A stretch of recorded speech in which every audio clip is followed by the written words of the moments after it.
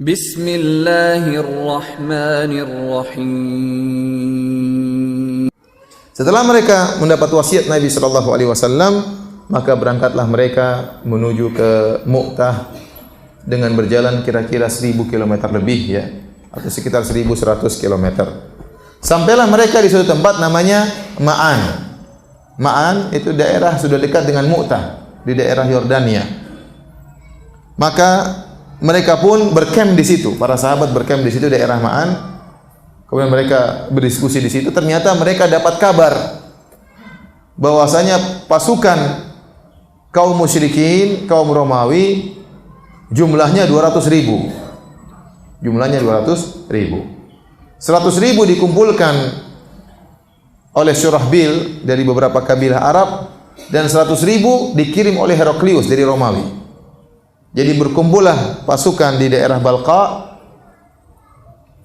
sekitar 200.000 pasukan. Tatkala para sahabat mendengar jumlah pasukan 200.000, mereka berapa para sahabat? 3.000. 3.000 lawan 200.000 berarti 1 banding berapa? 1 banding 70. Jadi 1 harus lawan 70 orang. 1 banding 70. Akhirnya para sahabat bermusyawarah. Mereka sudah menduga pasukan akan banyak, tapi tidak sebanyak itu, paham? Sampai 200.000 orang, terlalu banyak. Jadi 3 lawan 200 kira-kira ya. 3 orang suruh lawan berapa? 200. La ilaha illallah ya.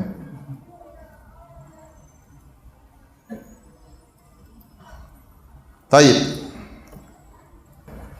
Dan tatkala para sahabat 3.000 melawan 200.000, maka wajar jika mereka bermusyawarah. Kata Urwah bin Zubair, "Falamma balagha dzalikal muslimin aqamu bi Ma'an lailatain yanzuruna fi amrim." Tatkala dengar kabar 200.000 pasukan, mereka berkumpul di Ma'an, mereka diskusi selama 2 hari. Mereka masih bisa pulang. Karena posisi perang di Mu'tah belum. Kalau mau kabur pulang bisa. Ini gimana 200.000? Mereka diskusi. Akhirnya mereka berbicara, "Naktubu ila Rasulillah fanukhbiruhu bi adadil aduwina." Kita kirim surat aja kepada Nabi tentang kita kabarkan jumlah pasukan musuh kita. Fa imma an yumiddana birijalin wa imma an ya'muruna bi amrin fanamdilahu. Maka tinggal 2 pilihan, mungkin Nabi mengirim bantuan, mungkin Nabi suruh kita cara yang lain. Kita tinggal tunggu berita. Maka Abdullah bin Rawaha yang sudah bercita-cita untuk mati, yang bercita-cita agar perutnya ditikam oleh tombak sehingga menembus ususnya dan menumpahkan darahnya, dia berkata, "Ya qaum, wahai para sahabatku, wallahi innal ladzi takrahuna lalladzi kharajtum lahu." Sungguhnya yang kalian benci yaitu kematian, itulah kenapa kita keluar ke sini. Kenapa kita berangkat dari Madinah untuk ini? Ngapain kita benci dengan hal ini? Yaitu ingin mati syahid. Tatlubuna syahada, bukankah kalian ingin mati syahid? Wa ma nuqatilun nas bi adadin wala quwwatin wala kathrah. Kita tidak melawan mereka dengan jumlah, dengan kekuatan atau jumlah yang banyak. Inna ma nuqatiluhum bi hadzal din, tapi kita perangi mereka karena agama ini. Alladzi akramana Allahu bihi, yang Allah telah muliakan kita dengan agama ini. Fantaliqu fa inna ma hiya ihdal husnain. Maka lanjutlah peperangan. Salah satu. Menang atau mati syahid. Imma zuhur wa imma syahada. Kalau enggak menang mati syahid. Karena kalau mau kirim surat secara logika, mau kirim surat kepada Nabi butuh lagi mungkin perjalanan seminggu naik kuda. Terus datang lagi berita, tunggu lagi, berarti mau perang tunggu 2 minggu, masih lama. Belum tentu Nabi juga kirim bantuan. Ya mungkin ada harapan Nabi suruh pulang, lawannya 200.000. Tapi Abdullah bin Rawah mengatakan kita maju. Kita kan pingin mati, maju. Jangan mundur. Akhirnya semangatlah para sahabat. Taib, hadirin Allah Subhanahu wa taala. Jumlah 200.000 ini memang diperbincangkan oleh para ulama. Apa benar musuhnya 200.000? Dalam riwayat-riwayat disebutkan 200.000. Ada khilaf, ada yang mengatakan 200.000, ada yang mengatakan 200.000 lebih. Ibnu Hajar mengatakan 100.000 lebih, ada yang 150.000. Ya. Wallahu a'lam bishawab, ya. Itu hanya perkiraan. Terkadang dalam medan pertempuran pun zaman sekarang untuk memperkirakan jumlah orang saja terkadang belum tentu kita benar. Belum tentu kita benar ya. Seperti contoh, ada orang berkumpul misalnya di Jakarta dengan begitu banyak. Orang bilang, oh jumlahnya 4 juta, 5 juta, 7 juta. Saya bilang, enggak lah, enggak segitu. Di haji aja yang banyaknya kayak gitu cuma 1.600.000. Paham? Tapi orang lihat seakan-akan sudah berapa? 5 juta, 7 juta. Padahal haji saja yang begitu banyaknya dari penjuru dunia cuma berapa? 1.600.000. Ya. Karena orang dalam memperkirakan terkadang berlebih-lebihan. Jadi 200.000 ini perkiraan, kata para ulama, perkiraan mungkin sampai 200.000, mungkin kurang. Intinya jumlah yang sangat banyak. Intinya jumlah yang sangat banyak.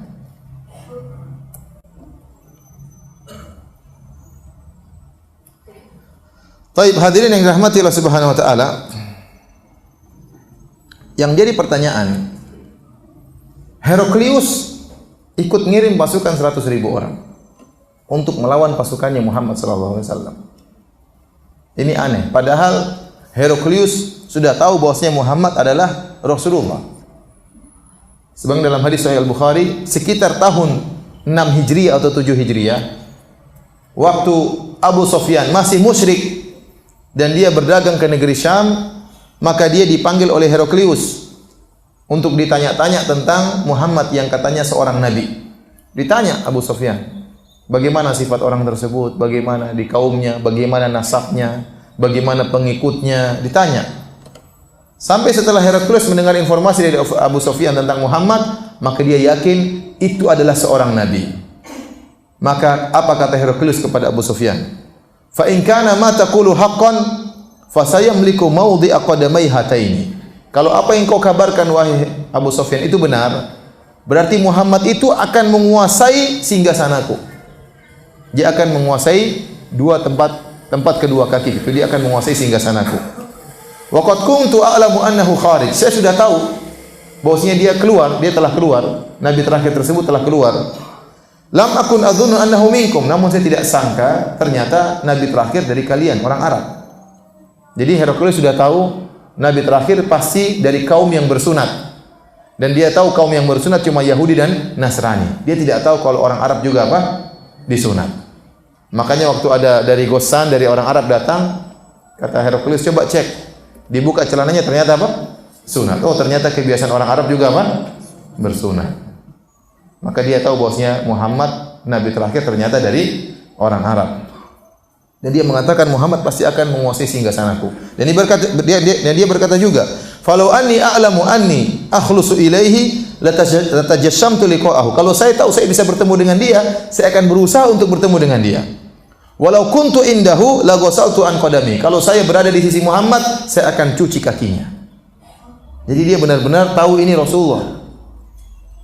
Tapi kenapa dia ngirim pasukan untuk melawan pasukannya Nabi sallallahu alaihi wasallam? Padahal dia bilang, saya akan beriman, saya akan ini, saya akan cuci kakinya, dia akan menguasai singgasanaku. Disebutkan dalam hadis setelah Heraklius berkata kepada Abu Sufyan demikian, Heraklius kemudian ingin mengajak rakyatnya untuk masuk Islam. Maka dia kumpulkan rakyatnya di kerajaannya, dia suruh tutup pintu-pintu kerajaan supaya mereka tidak kabur, berkumpul mungkin di gelanggang. Kemudian dia berkata kepada rakyatnya, "Wahai rakyatku, ada seorang nabi sudah keluar. Baiatlah kepada dia, berimanlah kepada dia kalau kalian ingin beruntung dan selamat."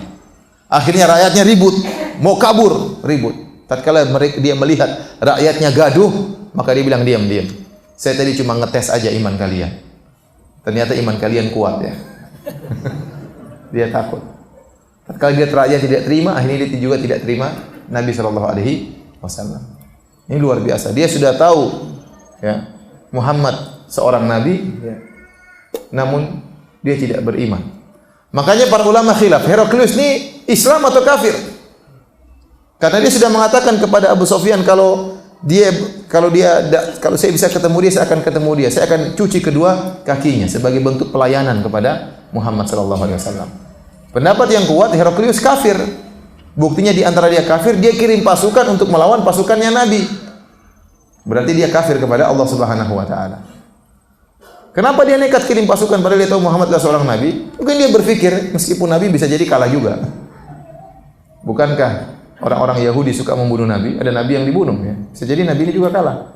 Makanya tidak tanggung-tanggung dia kirim pasukan berapa? 100.000 orang. Jadilah pasukan Romawi 200.000 orang. Taib. Hadirin dan hadirat yang dirahmati oleh Allah Subhanahu wa taala, maka akhirnya terjadilah peperangan. Tentunya tidak berimbang. 1 lawan 70. 1 banding 70. Padahal 1 banding 3 saja kita boleh kabur, apalagi 1 banding apa? 70. Kalau 1 banding 2 tidak boleh kabur lawan. 1 banding 3 boleh kabur. 1 banding 70 ya boleh lebih kabur lagi. Enggak masuk akal 1 banding 70. Peperangan tidak masuk akal. Tapi ya sudah, mau bagaimana lagi? Mereka sudah terlanjur masuk dalam medan pertempuran. Bertemulah mereka suatu tempat namanya Mu'tah. Disebutkan oleh para ahli sejarah, Mu'tah ini tempatnya datar, tidak berbukit, semacam padang yang tandus. Dan orang-orang Arab sudah biasa berperang seperti ini. Berperang di padang pasir, bertempur di padang pasir, medan yang terbuka. Sementara orang-orang Romawi tidak biasa, mereka berperang mungkin di bukit-bukit, di gunung-gunung, di balik pohon ya. Ini perangnya terbuka. Perangnya terbuka. Dan ini menguntungkan kaum muslimin karena mereka sudah biasa perang dengan model demikian. Perang berhadapan-hadapan, tidak ada sembunyi-sembunyi. Tidak ada pohon untuk sembunyi, tidak ada bukit untuk apa? Bersembunyi. Luar biasa. Akhirnya terjadi peperangan. Ya, kaum muslimin perang ingin mati syahid. Tidak imbang. Orang-orang Nasara, orang-orang Romawi, ya mereka ikut perang 200.000 orang, tapi mental mereka tidak sama seperti mental kaum muslimin.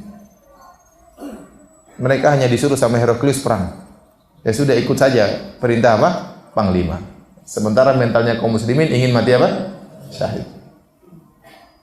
Akhirnya terjadi peperangan. Bendera peperangan dipegang oleh Ja'far, oleh Zaid bin Harithah.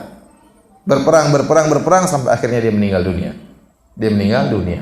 Kata Nabi, fa in usiba Zaid fa Ja'far. Kalau Zaid meninggal, bendera peperangan dipegang oleh Ja'far. Maka akhirnya bendera peperangan dipegang oleh Ja'far bin Abi Thalib radhiyallahu taala anhu. Maka Ja'far berperang. Faqutiyat yaduhul yumna. Maka kemudian tangan kanannya terputus. Maka dia pegang bendera dengan tangan kiri. Kemudian faqutiyat yaduhul yusra. Kemudian tangan kirinya terputus, dia fadammahu fahtadanahu bi'adudaihi. Maka dia pun memegang bendera dengan kedua lengan atasnya sampai akhirnya dia terbunuh radhiyallahu taala anhu. Dan ini dalil bahwasanya sejak dahulu bendera merupakan lambang negara. Bendera merupakan lambang negara. Dalam setiap peperangan, Rasulullah SAW kasih bendera kepada para sahabat. Bendera tersebut tidak boleh jatuh. Karena kalau jatuh berarti pasukan akan kalah. Mental pasukan jatuh dan menunjukkan tidak bisa membela benderanya. Jadi sejak dahulu bendera merupakan simbol negara. Sejak zaman Nabi SAW. Oleh karena Ja'far bin Abi Thalib berusaha megang bendera tersebut. Dengan tangan kanan tidak bisa, tangan kiri tidak bisa, pegang dengan kedua lengan atasnya sampai akhirnya terbunuh. Maka pendapat yang kuat Allah alam bisawab, tidak mengapa kita hormat bendera, karena bendera tersebut bukan bendera yang kita hargai, dia hanyalah benda mati ya. Tidak sampai pada derajat mengatakan hormat bendera adalah kesyirikan, enggak benar ya. Sebagaimana Anda kalau misalnya KTP Anda dirobek-robek sama orang ya, atau dihina-hina sama orang, diinjek-injek, Anda kan tersinggung, itu lambang dari Anda. Bukan karena KTP-nya bernilai, tidak ada nilainya ya. Tetapi karena dia lambang dari diri Anda. Sama, bendera juga tidak boleh dihina. Karena dia lambang daripada negara. Negara kita bisa tegak dengan perjuangan kaum muslimin melawan penjajah yang notabene-nya kafir. Negara kita bisa tegak dengan takbir ya. Dengan perjuangan para pahlawan yang rata-rata adalah orang-orang apa? Islam ya. Oleh negara ini harus kita jaga. Tidak boleh diganggu oleh negara lain. Bendera kita harus kita hormati. Maksud saya nyampaikan ini kenapa? Karena sebagian orang berlebih-lebihan sehingga mengatakan kalau orang hormat bendera syirik. Tidak demikian.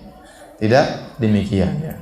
Dan waktu antum hormat bendera, apakah antum meyakini bendera tersebut sesuatu yang tidak? Kita tidak meyakini bendera tersebut suatu makhluk yang sangat hebat. Enggak, kita tahu itu hanya sekedar lambang apa?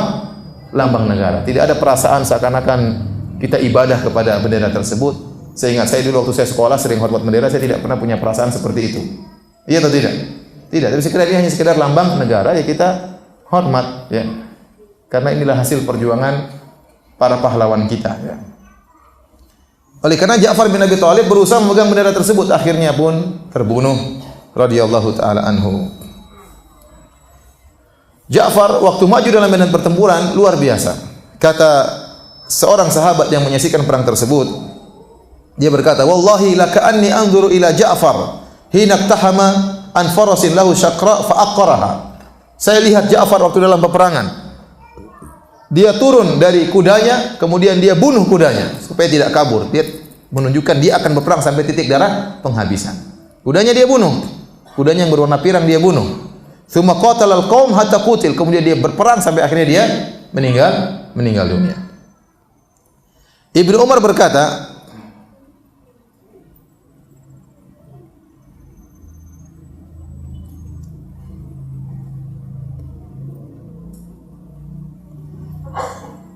kuntu fihim fi tilkal ghazwah. Kata Ibnu Umar, saya ikut dalam perang Mu'tah. Faltamasna Ja'far bin Abi Thalib. Kami pun mencari jasadnya Ja'far.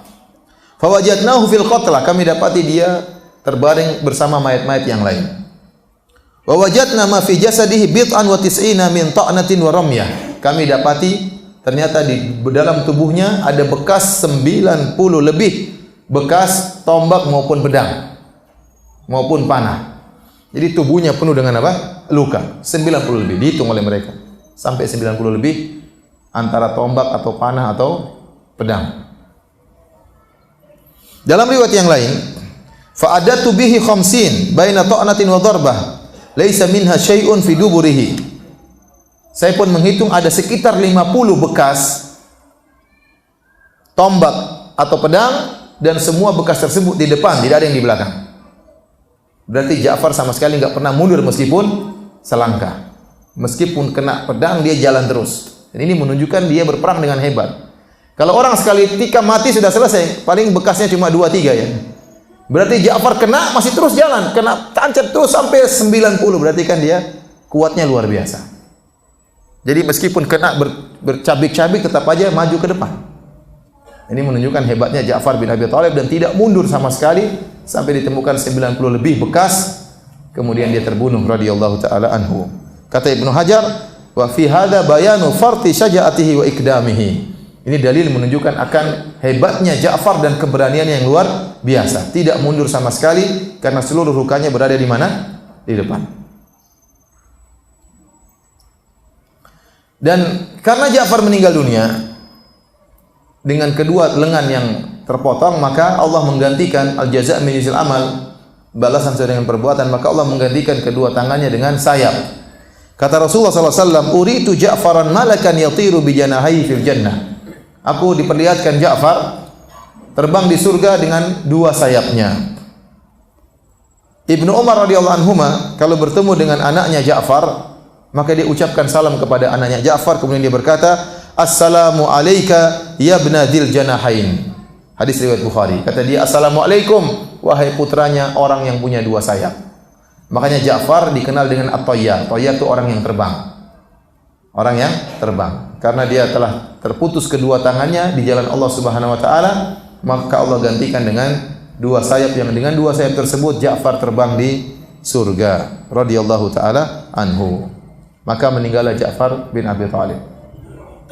Zaid bin Harithah sudah meninggal. Ja'far sudah meninggal. Sekarang siapa yang pegang? Abdullah bin Rawaha. Falamma qutila Ja'far, kata seorang sahabat yang dari Bani Murrah yang ikut perang dalam perang Mu'tah, dia berkata, falamma qutila Ja'far akhadha Abdullah bin Rawaha ir-rayah. Tatkala Ja'far meninggal dunia, maka Abdullah bin Rawaha mengambil kendali peperangan. Dia pun memegang bendera peperangan. Tsumma taqaddama biha, kemudian dia maju dengan memegang bendera peperangan tersebut. Wa huwa ala farasihi, sementara dia berada di atas kudanya.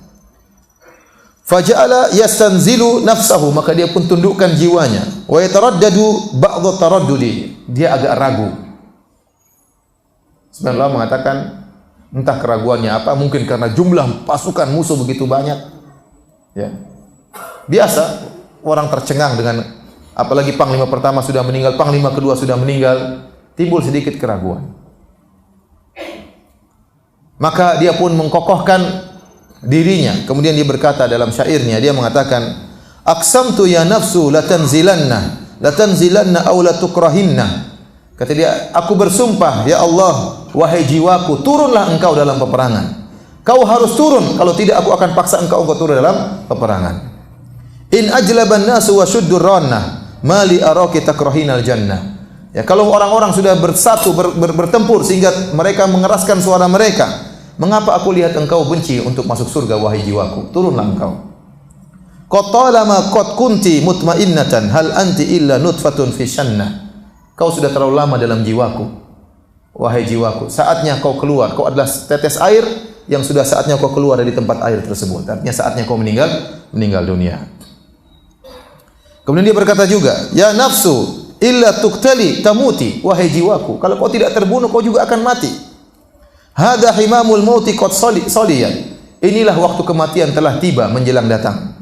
Wa ma tammainaiti qad utiti. Bukankah kau selama ini berangan-angan untuk mati syahid? Angan-anganmu telah datang. In taf'ali fi'lahuma huditi. Kalau kau mengalami apa yang dialami oleh dua temanmu, Zaid dan Ja'far, maka kau telah dapat hidayah. Ya. Bukankah dia ingatkan dirinya, bukankah kau berangan-angan untuk mati syahid? Bukankah kau yang menyemangati pasukan untuk jangan mundur untuk mati syahid? Akhirnya dia pun hilang keraguannya, kemudian dia pun maju dalam peperangan, akhirnya beliau pun meninggal dunia. Tiga-tiganya meninggal dunia. Nabi SAW di Madinah tidak ikut perang. Tapi Nabi SAW cerita kepada para sahabat. Nabi SAW cerita, akhadha ar-rayata Zaidun fa usiba. Nabi cerita di hadapan para sahabat. Bendera dipegang oleh Zaid bin Harithah, kemudian dia pun meninggal dunia. Tsumma akhadhaha Ja'farun fa usiba. Kemudian dipegang oleh Ja'far, dia pun meninggal dunia. Tsumma akhadha Abdullah bin Rawaha fa usiba. Kemudian Abdullah bin Rawaha mengambil pedang bendera tersebut, dia pun meninggal dunia. Wa inna ainaihi latadrifan. Nabi waktu menyampaikan hal tersebut, beliau pun menangis. Kenapa? Tiga panglima yang dia tunjuk semuanya meninggal dunia. Tsumma akhadhaha Khalid, kemudian dipegang oleh siapa? Khalid bin Walid. Min ghairi imratin fa fatahallahu alaihi, tanpa saya pilih dia, kemudian dia menjadi pemimpin. Maka Allah memberikan kemenangan melalui tangannya. Kemudian kata Nabi sallallahu alaihi wasallam, "Wa ma yasurruni annahum indana." Atau qala ma yasurrum annahum indana. Kata Nabi, tidak menyenangkan aku jika mereka bersamaku. Ketiga orang meninggal dunia, seandainya masih hidup, saya pun tidak senang. Dan mereka pun tidak ingin masih hidup bersama kita. Artinya Nabi mengatakan lebih baik mereka meninggal, karena mereka akan meraih apa? Surga. Meskipun Nabi menangis, tapi Nabi mengatakan saya tidak ingin mereka balik bersamaku. Dan mereka pun tidak ingin balik berkumpul denganku. Kenapa? Karena yang mereka raih adalah mati apa? Syahid. Bagaimana Nabi tidak menangis? Zaid bin Harithah seperti anaknya sendiri. Ja'far bin Abi Thalib sepupunya yang sangat dia cintai. Ya. Sampai waktu Ja'far bin Abi Thalib, jadi Ja'far itu sejak awal pergi ke negeri Habasyah, tidak pernah pulang. Sebelum hijrah, pergi ke negeri Habasyah, kemudian dia mendakwahi Raja Najasyi, sampai Raja Najasyi masuk Islam gara-gara dakwanya siapa? Ja'far bin Abi Thalib. Dia tidak pulang kecuali tahun 7 Hijriah. Jadi sudah berpisah dengan Nabi belasan tahun. Mungkin belasan tahun berpisah dengan Nabi SAW. Pulang-pulang tahun 7 Hijriah, langsung ikut dalam perang Khaybar. Maka Nabi waktu ketemu dengan Ja'far, Nabi berkata, saya tidak tahu mana yang lebih menyenangkan aku. Menang dalam perang Khaybar atau bertemu dengan Ja'far. Menunjukkan Nabi sangat sayang kepada siapa? Ja'far. Makanya Nabi SAW menangis tatkala menceritakan 3 panglima yang dia pilih, semuanya meninggal dunia. Baik, apa yang terjadi para hadirin waktu Abdullah bin Rawaha meninggal dunia? Waktu Abdullah bin Rawaha meninggal dunia, maka tidak ada yang berani pegang bendera. Maka majulah Thabit bin Akram al-Badri. Thabit bin Akram al-Badri, dia memegang bendera. Tsumma akhadha rayata Thabit bin Akram akhu Bani al-Ajlan. Thabit bin Akram al-Badri kemudian mengambil bendera. Faqala, kemudian dia berkata, "Ya ma'syaral muslimin, istalihu ala rajulin minkum." Pilihlah salah seorang dari kalian menjadi pemimpin. Qalu anta, kata mereka, kamu saja yang jadi pemimpin. Karena Thabit bin Akram ini pernah ikut perang Badar. Dia pernah ikut perang Badar. Ya. Dan dia tentu punya pengalaman. Kata para sahabat, kamu saja yang jadi pemimpin. Kata dia, "Ma ana bifa'il," saya tidak akan jadi pemimpin. Fasalahan nasu ala Khalid bin Walid. Maka orang-orang pun milih Khalid bin Walid. Dalam riwayat yang lain, Thabit bin Akram bawa bendera, fadafa ila Khalid bin Walid, kemudian dia serahkan bendera tersebut kepada Khalid bin Walid. Khalid bin Walid berkata, "Lima tadfa'uha ilayya?" Kenapa kau berikan bendera kepada aku? Harusnya kau lebih berhak. Kau punya pengalaman, kau pernah ikut perang Badar, ikut pernah perang ini. Kata Thabit bin Akram, "Anta a'lamu bil qitali minni." Kau lebih tahu cara perang daripada saya. Khalid masih muda. Baru saja masuk Islam 3 bulan. Nabi tidak usah milih, nanti akan dipilih juga oleh para sahabat. Tidak pernah kalah dalam berperang. Bahkan dalam perang Uhud dia juga yang menang waktu masih musyrik. Dia yang berhasil menggugurkan pasukan dan memporak-porandakan pasukan kaum muslimin. Khalid bin Walid. Kata Thabit bin Akram, "Anta a'lamu bil qitali minni." Kau lebih tahu tentang pertempuran daripada aku. Akhirnya Khalid bin Walid pun memegang bendera. Kata Nabi menceritakan kepada para sahabat di Madinah, kata Nabi, "Hatta akhadha sayfun min suyufillah." Sampai bendera tersebut setelah meninggalnya Abdullah bin Rawahah dipegang oleh pedang Allah. Salah satu pedang dari pedang-pedang Allah. Hatta fatahallahu alaihim, sampai Allah menangkan mereka. Semenjak itu Khalid bin Walid diberi gelar dengan apa? Saifullah, pedang Allah. Dalam riwayat yang lain, Rasulullah SAW bersabda, "Ala ukhbirukum an jaishikum hadzal ghazi." Maukah aku kabarkan kepada kalian oleh para sahabatku di kota Madinah tentang berita pasukan yang kita kirim ini? Innahum intalaqu, mereka telah berjalan hatta laqul adu, sampai akhirnya mereka bertemu dengan musuh. Fa usiba Zaidun syahidan, akhirnya Zaid mati syahid, kata Nabi, Zaid mati syahid. Fastaghfiru lahu, mohonlah ampunan buat Zaid, dia mati syahid. Fastaghfara lahun nas, orang-orang pun mengatakan Allah maghfir li Zaid, Allah maghfir li Zaid. Nabi suruh para sahabat mendoakan siapa? Zaid, karena mati syahid. Maka para sahabat pun mendoakan Zaid. Thumma akhadha liwa Ja'far bin Abi Talib. Fashadda 'alal qaum, kemudian Ja'far bin Abi Talib memegang bendera peperangan, kemudian dia perang dengan begitu kuatnya.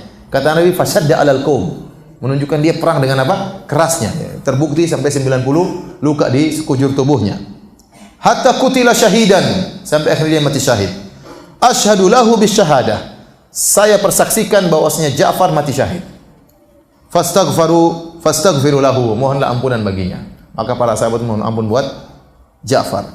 Tsumma akhadha liwa Abdullah bin Rawahah, kemudian bendera dipegang oleh Abdullah bin Rawahah. Fa athbata qadamai, dia kokohkan kedua kakinya. Ini berarti Nabi memuji siapa? Abdullah bin Rawahah. Berarti dia bisa mengalahkan apa? Nafsunya, ya. Saya ingatkan ada hadis-hadis mengatakan di surganya Zaid Abdullah bin Rawahah lebih rendah karena ini semua dhaif. Ini semuanya apa? Dhaif. Tidak ada disebutkan bahwasanya surganya lebih rendah atau bagaimana, itu semuanya riwayat yang lemah. Justru Nabi memuji dia, Nabi mengatakan fa athbata qadamaihi, dia mengkokohkan kedua kakinya dalam apa? Berperang.